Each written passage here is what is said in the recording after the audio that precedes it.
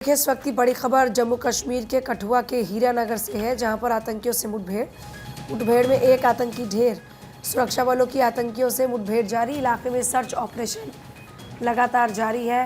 ये बड़ी खबर है इस वक्त की। सुरक्षा बलों की आतंकियों से मुठभेड़ जारी। सुरक्षा बलों की आतंकियों से मुठभेड़ जारी। जम्मू कश्मीर के कठुआ में आतंकियों से मुठभेड़। ये तस्वीरें इस वक्त आप देख रहे हैं जम्मू कश्मीर के कठुआ से, जहां पर आतंकियों के साथ मुठभेड़ हुई है। मुठभेड़ में एक आतंकी के ढेर की होने की सूचना इस वक्त मिल रही है। सुरक्षा बलों की आतंकियों से मुठभेड़ हुई है। जम्मू कश्मीर से ये इस वक्त की बड़ी खबर। जम्मू कश्मीर में एक आतंकी ढेर हुआ और ड्रोन से नज़र भी रखी जा रही है। फिलहाल ये जो अभी तक जानकारी मिल रही है, जम्मू से लगातार अपडेट्स आ रहे हैं और आतंकियों के खात्मे के लिए लगातार ऑपरेशन ऑल आउट चल रहा है। और इस बीच खबर ये है कि एक आतंकी ढेर हुआ।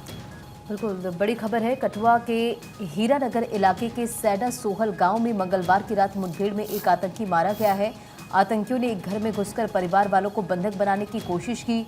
विरोध करने पर फायरिंग की गई और इसके बाद किसी तरह से परिवार वालों ने घर से निकलकर सुरक्षा बलों को इसकी पूरी जानकारी दी। पूरे इलाके की घेराबंदी कर ली गई है और फिलहाल ये एक्सक्लूसिव तस्वीर आपकी स्क्रीन पर, जहां मुठभेड़ में एक आतंकी ढेर हुआ। उसके बाद देखिए किस तरह से सुरक्षा बलों ने पूरे इलाके में सर्च ऑपरेशन चलाया। लगातार आतंकियों की तलाश की जा रही है और देखिए जानकारी के मुताबिक आतंकियों ने एक घर में घुसकर परिवार वालों को बंधक बनाने की कोशिश की। विरोध करने पर फायरिंग कर दी और इसके बाद किसी तरह से परिवार वालों ने घर से निकलकर सुरक्षा बलों को इसकी जानकारी दी, जिसके बाद सुरक्षा बल वहां पर मौजूद है। और ये तस्वीरें आपके स्क्रीन पर इस वक्त की लाइव तस्वीरें वहां से देखिए किस तरह से सर्च ऑपरेशन जारी। चप्पे चप्पे पर जवानों की वहां पर तैनाती है और आतंकियों को लगातार पकड़ने की कोशिश की जा रही। सर्च ऑपरेशन लगातार जारी है। पूरे इलाके की घेराबंदी कर ली गई है और इलाके की घेराबंदी करने के बाद देखिए किस तरह से वहां पर पुलिस प्रशासन और जवानों की चौकसी नजर आ रही है। तस्वीरें सीधे जम्मू के हीरानगर से, जहां सर्च ऑपरेशन लगातार जारी है। पूरे इलाके की घेराबंदी कर ली गई है। एडीजीपी जम्मू आनंद जैन ने एक आतंकी के मारे जाने की पुष्टि की है। तो देखिए ये बड़ी जानकारी सामने आ रही है। देखिए, कठुआ से 60 किलोमीटर दूर सैदा सोहल गांव में सुरक्षा बल रात भर से सर्च ऑपरेशन में जुटे रहे। जम्मू कश्मीर के रियासी में श्रद्धालुओं की बस पर हमले के 48 घंटे के बाद मंगलवार की बात करें तो 11 जून को कठुआ में एक और आतंकी हमला हुआ। इसमें एक नागरिक घायल हो गया। सुरक्षा बलों ने एक आतंकी को मार गिराया। एडीजीपी ने जानकारी दी कि हमें 2 आतंकियों के सीमा पार से कैसुदा सुखल गांव में घुसने की सूचना मिली थी। इसके बाद पुलिस टीम गांव में पहुंची। इस दौरान 2 आतंकियों में से एक ने ग्रेनेड फेंकने की कोशिश की और गोलीबारी में मारा गया। दूसरे आतंकवादी के अभी भी गांव में छिपे होने की खबर मिल रही है। और वहीं जम्मू कश्मीर के डोडा के चत्तरगला इलाके में भी मुठभेड़ की जानकारी है। सुरक्षा बल और आतंकियों के बीच में ये मुठभेड़ हुई। आतंकियों ने सुरक्षा बलों पर फायरिंग की। आतंकी हमले में 2 जवानों के भी घायल होने की खबर। इलाके में सर्च ऑपरेशन लगातार जारी है। तो रियासी और कठुआ के बाद डोडा में भी आतंकी हमले की जानकारी है। यहाँ पर गोलीबारी हुई। इलाके में सर्च ऑपरेशन अभी भी चल रहा है। आतंकियों के बीच और सुरक्षा बलों के बीच की मुठभेड़ और हमले में 2 जवानों के घायल होने की खबर भी मिल रही है। तो बड़ी जानकारी हम आप तक पहुंचा रहे हैं, बड़ी खबर आप तक पहुंचा रहे हैं। यहाँ पर इलाके में सर्च ऑपरेशन लगातार जारी है।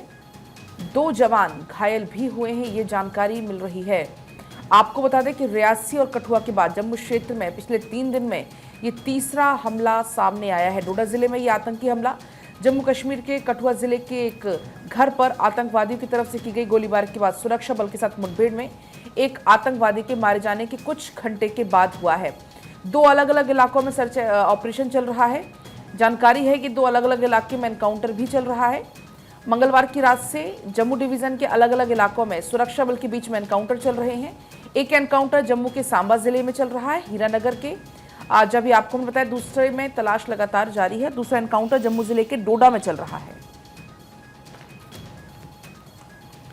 बढ़ते खबरों में आगे जम्मू कश्मीर के रियासी की बात अब कर लेते हैं, जहां आतंकी हमले का मास्टरमाइंड जिसका स्केच जारी कर दिया गया और रियासी पुलिस ने 20 लाख का इनाम भी घोषित किया है। तीर्थयात्रियों से भरी बस पर हुआ था आतंकी हमला, 10 लोगों की जान चली गई थी और देखिए आतंकी का स्केच जारी, 20 लाख का इनाम घोषित है। तो शिव खोड़ी से लौट रहे श्रद्धालुओं की बस पर हुए आतंकी हमले के तीसरे दिन मंगलवार को भी हमलावरों की तलाश जारी है और देर शाम रियासी पुलिस ने हमले में शामिल एक आतंकी का स्केच जारी कर दिया है और वो स्केच आपकी स्क्रीन पर भी इस वक्त। साथ ही जानकारी देने वाले को 20 लाख रुपए का इनाम देने की घोषणा की गई है। पूछताछ के लिए 20 से अधिक लोगों को हिरासत में भी लिया गया है और जम्मू और राजौरी जिले में हाई अलर्ट जारी कर दिया गया है। सुरक्षा बलों की 11 टीमें इलाके के चप्पे चप्पे को खंगाल रही है। ड्रोन, हेलीकॉप्टर और लगातार डॉग स्क्वाड की टीम सुरक्षा बलों के साथ रियासी और राजौरी के जंगल लगातार छान रहे हैं। तो देखिए जिस तरह से ये हमला आतंकियों की तरफ से किया गया, उसके बाद स्केच जारी किया गया और अब सर्च ऑपरेशन लगातार जारी है। जम्मू राजौरी में हाई अलर्ट और 20 लोगों को हिरासत में लेकर पूछताछ भी किया गया है। और देखिए सभी अखबारों में इस को तरजीह दी गई। फ्रंट पेज पर दैनिक जागरण में हेडलाइन दी गई है कि रियासी में हिंदू श्रद्धालुओं को निशाना बनाने के 50 घंटे बाद आतंकियों ने फिर से दुस्साहस दिखाया। हालांकि सर्च ऑपरेशन लगातार जारी है अलग अलग जगहों पे और कार्रवाई फिलहाल की जा रही है। आगे बढ़ते हुए अगली खबर का रुख करते हैं। प्रधानमंत्री नरेंद्र मोदी की अपने समर्थकों से अपील। सोशल मीडिया से मोदी का परिवार हटाने की अपील प्रधानमंत्री के द्वारा की गई है। पीएम ने एक्स पर पोस्ट किया और कहा कि मुझे मेरे परिवार से हमेशा ताकत मिलती रही है। अपनी डीपी और बायो को भी चेंज किया जाए। आपको बता दें कि प्रधानमंत्री नरेंद्र मोदी के ऊपर जब टिप्पणी की गई थी परिवार को लेकर, तब उनके जो तमाम मंत्री थे उन सभी ने मोदी का परिवार ब्रैकेट में अपने सोशल मीडिया अकाउंट्स के आगे लिख लिया था और अभी उसी को हटाने की अपील पीएम के द्वारा की गई है। उन्होंने एक्स पर पोस्ट कर कहा कि चुनाव अभियान के दौरान पूरे भारत में लोगों ने मेरे प्रति स्नेह के प्रतीक के रूप में अपने सोशल मीडिया पर मोदी का परिवार जोड़ा। इससे मुझे बहुत ताकत मिली। भारत की जनता ने एनडीए को लगातार तीसरी बार बहुमत दिया है, जो एक तरह का रिकॉर्ड है और हमें अपने देश की भलाई के लिए काम करते रहने का जनादेश दिया है। हम सभी के एक परिवार होने का संदेश प्रभावी ढंग से दिए जाने के बाद में मैं एक बार फिर से भारत के लोगों को धन्यवाद देता हूं और अनुरोध करता हूं कि अब आप अपनी सोशल मीडिया संपत्तियों से मोदी का परिवार हटा दे। तो ये अपील पीएम के द्वारा की गई और वो सोशल मीडिया एक्स पर जो पोस्ट पीएम के द्वारा किया गया उसकी तस्वीर भी फिलहाल आप अपनी स्क्रीन पर देख रहे हैं। देखिए बिल्कुल तस्वीरें इस वक्त आप देख रहे हैं। आपको याद होगा कि सभी जितने भी बीजेपी के नेता थे, तमाम मंत्री, सांसद, सभी ने अपने नाम के आगे ब्रैकेट में मोदी का परिवार लिखा था। अब खुद पीएम मोदी लोगों से अपील कर रहे हैं कि जो मोदी का परिवार आप लोगों ने लिखा था आप उसको हटा दें। और देखिए आगे बढ़ते हुए बात होगी। प्रधानमंत्री की शपथ लेने के बाद काम शुरू हो चुका है इस सरकार के कार्यकाल का और इस बीच चारों तरफ से बधाइयों का सिलसिला लगातार जारी। पीएम मोदी को चीन ने बधाई दी है। चीन के पीएम ली क्यांग ने बधाई दी है। मोदी को तीसरी बार पीएम बनने पर बधाई दी है। चीन की तरफ से लगातार भारत के साथ रिश्तों को अच्छा बनाने की दिशा में कदम बढ़ाए जा रहे हैं। पहले ग्लोबल टाइम्स का वो लेख और उसके बाद अब बधाई। हालांकि ये कर्टसी है।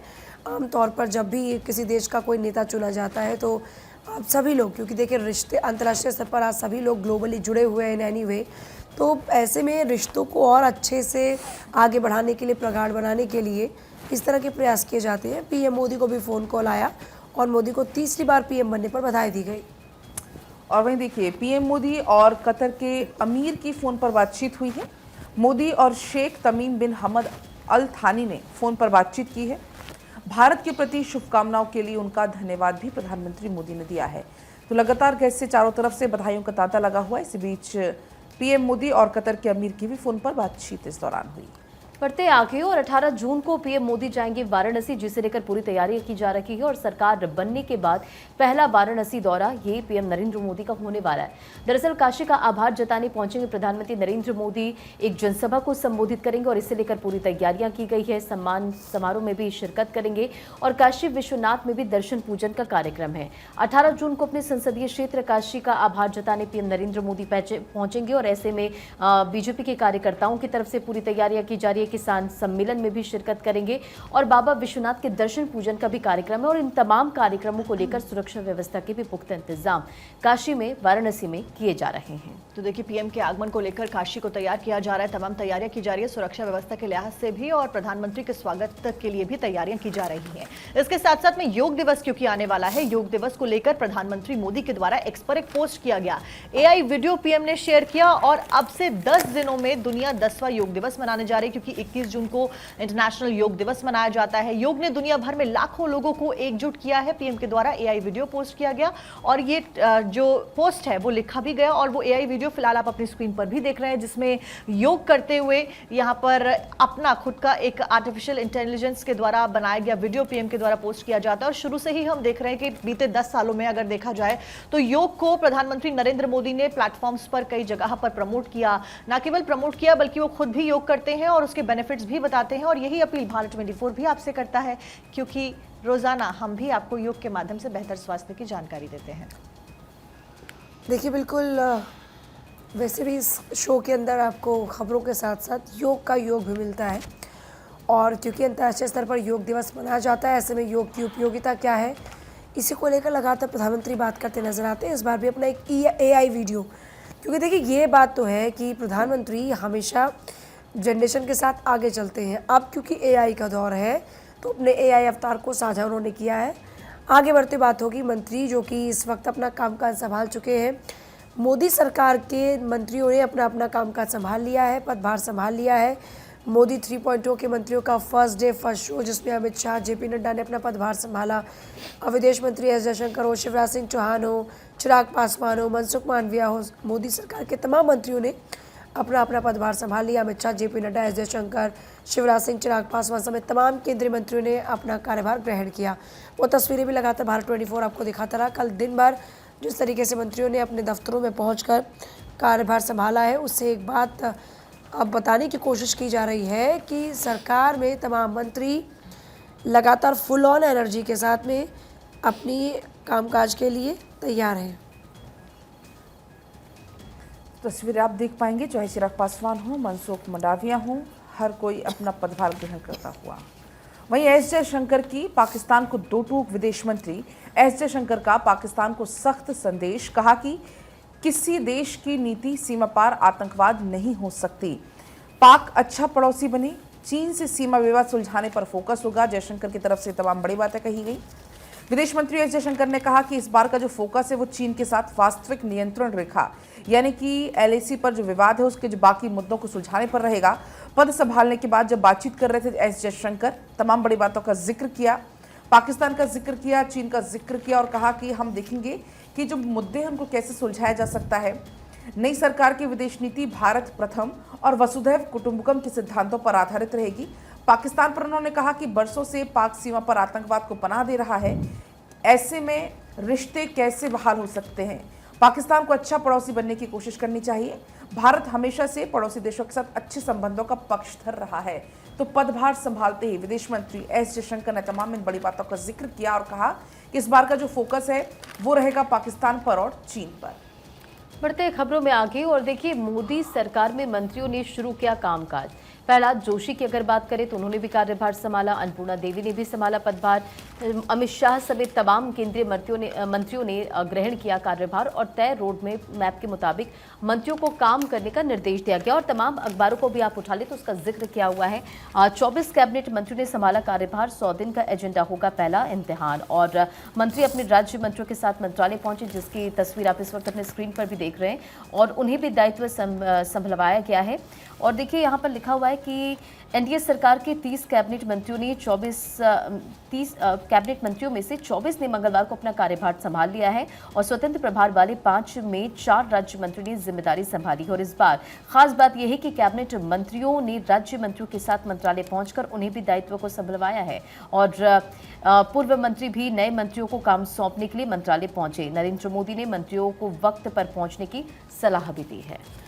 इस बीच केंद्रीय मंत्री पीयूष गोयल ने भी अपना कार्य संभाला। वाणिज्य और उद्योग मंत्रालय का कार्यभार उनके द्वारा संभाला गया, तस्वीरें भी आपको दिखा रहे हैं। इस बीच जितिन प्रसाद ने भी अपना पदभार संभाला। तो लगातार हम आपको दिखा रहे हैं किस तरीके से तमाम मंत्री अपना कार्यभार संभालते हुए नजर आए। मोदी 3.0 की ये तस्वीरें जब सभी मंत्रियों ने अपना कार्य संभाला और जितिन प्रसाद ने भी अपना पदभार संभाला। पीयूष गोयल के साथ साथ में उनके द्वारा भी अपने कार्य की शुरुआत यहाँ पर की गई। तस्वीरें फिलहाल आप देख रहे हैं अपनी स्क्रीन पर। और आगे बढ़ेंगे, केंद्रीय मंत्री जितेंद्र सिंह ने अर्थ और साइंस विभाग का कार्यभार संभाल लिया है। तो देखिए, जैसा जिक्र किया कि मंत्रियों की अगर बात करते हैं, तमाम मंत्री अपना कल पदभार संभालते हुए नजर आए। चाहे जितेंद्र सिंह हो, शिवराज सिंह चौहान हो, खुद जेपी नड्डा हो, अमित शाह हो, तमाम मंत्रियों ने अपना अपना पदभार संभाल लिया है और अब जो 125 दिन का एजेंडा है उस पर काम करना शुरू हो जाएगा। मतलब क्लियर है, क्योंकि आपको याद होगा चुनाव के नतीजे आने से पहले ही पीएम मोदी ने कहा था कि हमने 125 दिन का पूरा अपना टारगेट तय कर लिया है और अब उसी टारगेट को अचीव करने के लिए तमाम मंत्री भी काम करते हुए नजर आएंगे। साफ तौर पर पीएम मोदी ने निर्देशित किया है सबको कि काम में डिले नहीं होना चाहिए, जनहित के मुद्दों पर जल्द से जल्द काम पूरा किया जाए। और वहीं 18वीं संसद के विशेष सत्र की तारीख भी आ गई है। 24 जून से संसद का विशेष सत्र संभव है। 24 और 25 जून को सांसदों का शपथ ग्रहण होगा। सोर्सेज के हवाले से खबर है ये। 26 जून को लोकसभा स्पीकर का चुनाव होगा। सोर्सेज के अनुसार 3 जुलाई तक ये सत्र चल सकता है। तो बड़ी जानकारी है। 18वीं संसद के विशेष सत्र की तारीख जो कि 24 जून बताई जा रही है, 24 जून से संभव है। 24 और 25 जून 2 दिन सांसदों का शपथ ग्रहण होगा। 26 जून को लोकसभा स्पीकर का चुनाव संभव है और 3 जुलाई तक ये पूरा सत्र चल सकता है। बढ़ते खबरों में आगे और अगली बड़ी खबर आपको बताते चले। ओडिशा के मुख्यमंत्री होंगे मोहन चरण मांझी और विधायक दल की बैठक में उन्हें नेता चुना गया। राज्यपाल से मुलाकात कर सरकार बनाने का दावा और आज ओडिशा में भी शपथ ग्रहण समारोह होना है। मोहन चरण मांझी लेंगे सीएम पद की शपथ और रोड शो कर जनता का आभार भी जताएंगे। मोहन चरण मांझी के साथ 2 विधायक डिप्टी सीएम पद की शपथ लेंगे और डिप्टी सीएम के लिए केवी सिंह देव और प्रभाती परिदा का नाम तय किया गया। अखबारों में भी इसका जिक्र है। आदिवासी मोहन मांझी ओडिशा के भाजपा के पहले मुख्यमंत्री होंगे और आदिवासी समुदाय के मोहन चरण मांझी ओडिशा में बीजेपी के पहले मुख्यमंत्री। केंद्रीय पर्यवेक्षक रक्षा मंत्री राजनाथ सिंह और पर्यावरण मंत्री भूपेंद्र यादव ने विधायकों की बैठक के बाद मांझी का नाम की घोषणा की और क्योंझर से विधायक चुने गए हैं। कनक वर्धन सिंह देव और प्रभाती परिदा को उप मुख्यमंत्री बनाया जाएगा। मांझी बुधवार को प्रदेश के 15वें सीएम के रूप में शपथ लेंगे और इसमें पीएम नरेंद्र मोदी भी इस समारोह में शामिल होंगे। और दैनिक जागरण में भी ये हेडलाइन, मोहन चरण मांझी होंगे ओडिशा में भाजपा के पहले मुख्यमंत्री। भाजपा विधायक दल की बैठक में बनी सहमति और आज उनके द्वारा शपथ ली जाएगी। इस बीच चंद्रबाबू नायडू आज आंध्र प्रदेश के मुख्यमंत्री के पद की शपथ भी लेते हुए नजर आने वाले हैं। तो आज आंध्र प्रदेश और साथ साथ में ओडिशा में मुख्यमंत्री पद की शपथ दोनों भाजपा के मंत्री लेते हुए नजर आने वाले हैं। इस बीच केंद्रीय मंत्री अश्विनी वैष्णव की खबर आपको बताते हैं, जिन्होंने कांग्रेस पर जमकर निशाना साधा। 21वीं सदी में कांग्रेस ने किसी आदिवासी को सीएम नहीं बनाया। ये बड़ी बात अश्विनी वैष्णव के द्वारा कही गई। आदिवासी बहुल पूर्वोत्तर को छोड़कर कोई भी एसटी सीएम यानी कि शेड्यूल ट्राइब से सीएम नहीं बनाया गया। पूर्वोत्तर के बाहर भाजपा ने 4 आदिवासी सीएम बनाए। ये बात उन्होंने कही। साथ साथ वो कहते हैं कि बाबूलाल मरांडी, अर्जुन मुंडा और विष्णुदेव साय और साथ साथ में मोहन मांझी का जिक्र उन्होंने किया। उन्होंने आगे कहा कि असम में भी सर्बानंद सोनोवाल को सीएम बनाया गया, द्रौपदी मुर्मू को राष्ट्रपति बनाया गया और पीएस संगमा का समर्थन यहां पर किया गया। कांग्रेस ने इन दोनों का विरोध किया। ये बड़ी बात यहां पर अश्विनी वैष्णव के द्वारा कही गई, कांग्रेस को आड़े हाथों लेते हुए।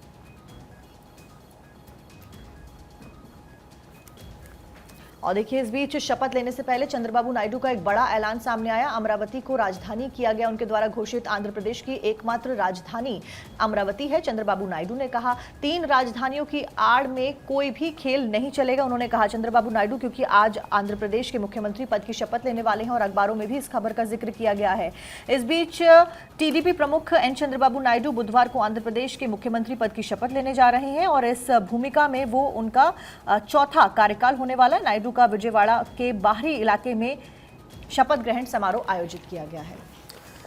देखिए, बिल्कुल 3 राजधानियों की आड़ में कोई खेल नहीं चलने वाला है। अमरावती को लेकर जो ख्वाब देखे हैं चंद्रबाबू नायडू ने, जाहिर तौर पर उनका पूरा करने का वक्त भी आ चुका है।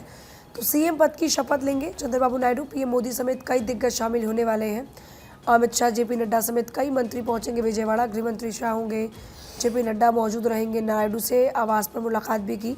नायडू के शपथ ग्रहण समारोह में शामिल होने के लिए अमित शाह, जेपी नड्डा समेत कई मंत्री विजयवाड़ा पहुंच चुके हैं। देखिए, इस बार की सरकार में जो एनडीए की सरकार है, इसमें चंद्रबाबू नायडू की बड़ी अहम भूमिका है और चंद्रबाबू नायडू, नीतीश कुमार 2 ऐसे नाम हैं जिनके सहारे फिलहाल मजबूती के साथ सरकार चल रही है। और एक ये संदेश दिखाने की भी कोशिश है या देने की कोशिश है कि एनडीए का कुनबा बहुत ही मजबूत है। यहाँ जो एनडीए की जड़ें अब आपस मिली हैं वो इतनी मजबूत है कि टूटे नहीं टूटने वाली। तो सीएम पद की जब शपथ चंद्रबाबू नायडू लेंगे तो इस खास मौके पर पीएम से लेकर गृह मंत्री अमित शाह, जेपी नड्डा सब पहुंचने वाले हैं। तो वहीं देखिए, नायडू लेंगे मुख्यमंत्री पद की शपथ। उधर पवन कल्याण डिप्टी सीएम पद की शपथ आज लेंगे। आज शपथ ग्रहण समारोह काफ़ी भव्य बनाने की तैयारी में इस वक्त है। प्रधानमंत्री मोदी भी इस दौरान मौजूद होंगे शपथ ग्रहण समारोह के दौरान। अगर बात करें चंद्रबाबू नायडू की, तो नायडू चौथी बार सीएम बन रहे हैं। सबसे पहले 1995 में सीएम बने, इसके बाद 2 कार्यकाल पूरे किए। 2014 में आंध्र के बंटवारे के बाद उनका तीसरा कार्यकाल आया, जो 2019 तक चला, और फिर 2019 में वो हार गए और अब की बार जीते हैं और आज शपथ ग्रहण समारोह होने जा रहा है। बढ़ते खबरों में आगे और अगली बड़ी खबर, यूपी कैबिनेट बैठक में 41 प्रस्तावों पर मुहर लगी। तबादला नीति को कैबिनेट से मिली मंजूरी। बरेली में फ्यूचर यूनिवर्सिटी और गाजियाबाद में HRIT यूनिवर्सिटी को हरी झंडी मिली।